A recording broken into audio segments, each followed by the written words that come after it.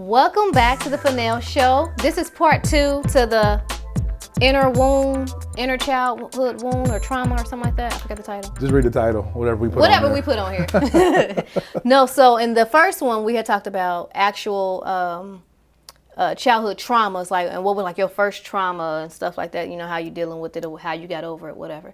But I want to talk about how it can affect you in your relationships, your friendships, at work. I mean, everyone has a trigger to something. Mm-hmm. I got a few triggers. Okay. Got a couple triggers. Well, let's start with you. I got one of your friends Fire right 1, now. Fire 2, Fire 3. Pew, pew, pew, pew. Okay. She got, let me tell you something. She got triggers. I would just be coming up with scenarios. She'll get real life mad for no reason. Like, it hadn't even happened. Like, oh, I wish, baby, it ain't happened. It's a scenario. Yeah, about that. See if I can get her man on the show. Just playing. Well, you can get me fired up. You can get me fired up. But we ain't gonna go there. People's feelings get hurt. She's fired up on sugar right now. All them gummy bears over there. Oh, I want another one. I'm hungry. Go ahead. Okay, no. You want to eat one? Go ahead. Thank you. Brush your teeth later. I don't want to. Get all that sugar off your teeth. All right. Okay. How you gonna tell me all right and you give me a gummy? So, y'all, Oh, you don't know, man. it's hard to be serious sometimes. Okay. It is, but this is us. Yeah. Ain't no scripts. This is us. That's why you're here, right? Exactly. So yeah. Okay. Triggers. Sometimes, before I even get on that, sometimes people don't even know that they even have a trauma to deal with. Because I've had some things happen where I try to block it out. Okay. And slowly but surely, different things as I get older, something done triggered that, and I'm like, whoa, wait a minute, what's going on here? Because I should not have responded the way I responded to that. Where did that come from? Okay. You know? Okay. I don't know if this is a trigger or if this is just me having a bad attitude, but I'm gonna say this and then I'm gonna move on from it, okay? Because you already know what I'm talking about when I say this. But if you're writing me and emailing or texting me, don't write in big bold caps. Don't change your font to red. Don't highlight it, because I'm gonna take that you yelling at me. Oh, you just going. I'm just saying. Or what? That's one of them. I said it might be my attitude, might not be a trigger. I don't know. Or another thing is feeling abandoned, feeling unheard. So, and you might be able to relate to this one. So, like, if I'm talking and I'm coming to you and I'm sharing with you and you start talking about something totally different or changing the subject, I feel like you ain't hear me. Now, you probably could have heard me and processed it, but something else was so important to you at that moment. Ooh, look at my fat jiggling. I'm sorry. So at that moment. Want to have a contest? Looking. No, but seriously, like if you're talking and I'm sharing with you, because I don't like if I'm like, hey, look, can we talk real quick? Okay, boom, XYZ, like I'm really into this, whatever. And then you go to use your personal experience as an example, and then you get on your own tangent. I feel like that conversation is not about me no more. Like if I come to you, I want that about me. That's like, and then when you try to bring it back around, finally back to me, I don't want to talk about it. Right. You know what? Forget it. Like I'm good. Whatever you want to do, by all means, baby, I'm done. Okay. Like so. I think another trigger for me would be, and I agree that is her trigger.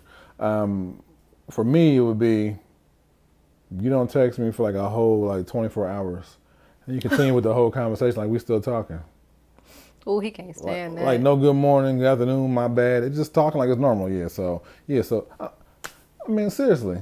Yeah. That is a trigger for me. Or if someone don't respond while you're talking, basically engaging with you. Ooh, baby, that been some conversations right there. Mm-hmm. If we talking and you don't say okay or yeah, I understand. Are you listening? Do you hear me? Like, I heard you. I'm just listening. Mm-hmm. I ain't got nothing to say. But say some okay when you're talking to him, please. Yeah. Something. The Apple phone, just like it. Yeah, Android. I don't know what y'all do. Put the ... Just put okay. Okay. Okay, Google. Inside I'm telling. But I think that there are triggers that people automatically will go off on, or it will set them off when you're trying to get to know somebody, like relationships. There might be like patterns that you're looking for, and if they just like break one of those little rules, it's over, and it could trigger somebody. Right, you be like, well, dang, I didn't. Oh, okay. And I'm not gonna say their name or nothing like that, or who they was to me, okay? But there was a person that was in a situationship, because I don't call that relationship. I don't know what that was. But they were, I'm just going to say they were dating, for lack of better terms, because I'll be honest, I don't know what that was. I thought it was a hookup, but who knows? But they were spending the night at this person's house, okay? And they woke up, I'm going to say person A and person B, okay? So person A was staying at person B's house. Person A received a text message from a family member that was very hurtful, very mean, it was bad. And so person B, not really knowing this person, because nobody talked before they get in bed with each other these days, that wasn't shade to just that person, but to a whole lot of folk. But person B was just like, ooh, that's a lot. All right, I'm going to get them their space and let them handle that. But person A was wanting to be held. They've been so alone for so long, and they've been hurt for so long, and they don't have nobody in their corner for real. It's always them against the world. And they couldn't accept the fact that they were trying to give them space. They thought they was respecting them by giving them space because of the personal matter. Yeah. No one communicate. So that triggered that triggered person A. So they went to leave, and that caused like no conversation. That caused a whole argument all over. Hey, don't give me space right now. Can you come here and give me a hug? Can you come here and be next to my side? Or, better yet, hey, I don't know how to handle the situation right there. Do you want me to stay or do you want me to leave? Right. Simple conversation. Conversation. Let's get a whole lot of trouble. I think that people don't know how to, because they feel like they're going to either scare someone away or they just simply don't know what to say. And I think that's the problem. You know, you got to deal with this stuff. If you're carrying on baggage, that can make you miss your blessing too in relationships. Because now you comparing this person with someone else that gave you a certain trauma or a certain attitude about a specific subject or thing. And now when you're out there dating, you're like, oh, well, this person took me to this restaurant the first day. This person did the same thing. And I already know how this relationship going in, you know, just judging, just based off of that, past experiences. Like, you got to hit reset. Yeah. You know, leave those traumas behind. I know a couple where the person A, we're going to keep with the A and B, because I don't like putting nobody's business out there like that. Okay. So person A was married before. Okay. Okay? They was married to a butthole. Okay. Now, this is what I'm told. Never met the person. Don't even know. Okay? But they was married to a butthole. Okay. They got with this new person, person C, because, you know, B is gone. They got with person C. And everything was cool. But sometimes person C do things that remind person A of their old. And so they treat this one like they would have that one. But in reality, baby, look, this one here for you. If they don't know what they doing, how can they fix what they doing? Hello.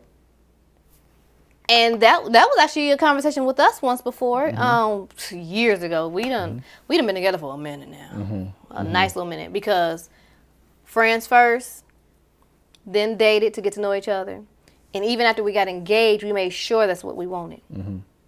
Yep. Now I got the ring. He's stuck. I'm just playing. Help. No, I'm just kidding. No, but yeah, like it was different things. Like I used to trigger him sometimes because, like I said previously in one of them episodes, puzzles, crafting and puzzles. The puzzles and crafting is like one of my coping skills. So in the beginning of our relationship, like towards the very beginning, when we would have disagreements, one rule of ours was, or still is a rule of ours, like we don't go to bed angry. And if we even if we agree to disagree, we're not going to go to bed off of like some angry words. You hear me?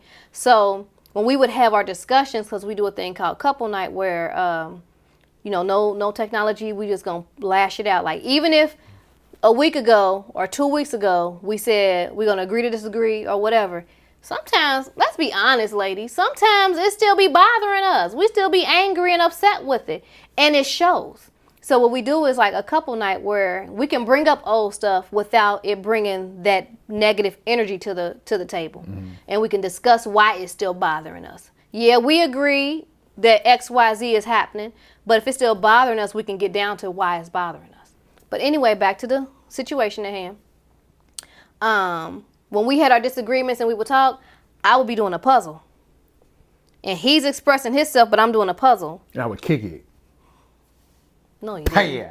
He wasn't about that life because he ain't want these problems. He wasn't about that life. Don't let him fool y'all. So, but he did express his anger and frustration with me not paying attention to him. But I was telling him, like, I'm listening to you. I hear everything that you're saying. But what I'm doing is I am deflecting my anger and my frustration while you're talking because you're saying some things that's triggering me. It's going to make me want to pop off. And instead of being disrespectful to you, I'm going to put it into this puzzle.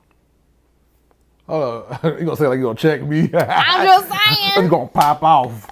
But. Like your head. No, because my mouth, I pop off. I will pop off and I will go below the belt. Like I will say things that hurt you because it's just like, I don't know.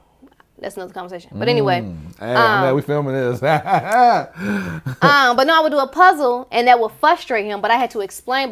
Or cell phone. Or a game on my cell phone. It's still a puzzle. Little farmland What'd games. I say? What'd I say? The little farmland Oh, you want to tell on me? Want to tell on me? Huh? Yeah, I made hay. Oh, you playing a farm game? Okay, I see how this goes. I do corn too. See? I do corn too. Yeah, you corny. Yeah. But no, but that's what she has to do. She has to do the coping stuff. I got used to it. I'm able to accept and understand. Mm-hmm. And now he want to try to do some coping stuff while we be talking. I'm like, bro, you wasn't even thinking about this. I'm like, hold on. This Xbox helping me right now. We getting off track. We getting off track. We showing ourselves a little too much now. Hold on. Bring it on back. It's all good till she go, okay, so what did we just say? Hey, y'all heard what she said? Exactly. Online, like, oh, man, I'm in trouble. But you have to understand, your partner and understand what helps them process the situation. Yes. Oh, or one last one, because I know we're hitting the time frame. This triggered him so bad. But he's learned. No, listen, because like sometimes we'll have a discussion and it becomes a little heated. And to calm myself down, if I ain't got a puzzle or something around me, I might giggle and laugh because I'm like, it ain't that serious. It ain't that serious, DN. Like, it ain't that serious. And he think I'm laughing at him, and then that's like, what? I'll be like, I ain't laughing at you, but are we really mad about this? Like, seriously. So don't laugh. Fellas. Unless you have a conversation first. Fellas, please comment about that one. I'm just saying. Mm-hmm.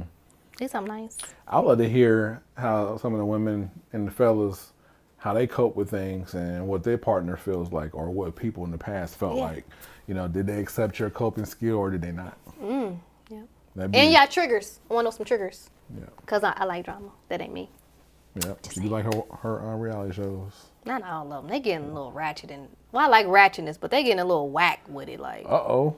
Ratchet episode number 5. I'm just kidding. I don't know what that was. I'm sorry. Nah, it just came out. She ain't sorry. That's what I do with y'all. I ain't sorry. 9 in the morning knocking at your door. 6 in the morning. Oh. So you got to get the numbers right. You ain't with it. I was watching Turtles. It's off subject, but we were watching Turtles. And they said, I'm done. Let's end the episode right now. We done. That's it. Thank you guys for watching the Fennells. We appreciate you. Once again, just write what you're thinking about new episodes. And don't be judging me. If we need a new co-host, if I need to put a kid up there. I'm the pro host. You know what? No. Thank you for watching. Please don't leave. Bye, guys. Fennell Show. I'll see y'all later. And I'm throwing a peace sign.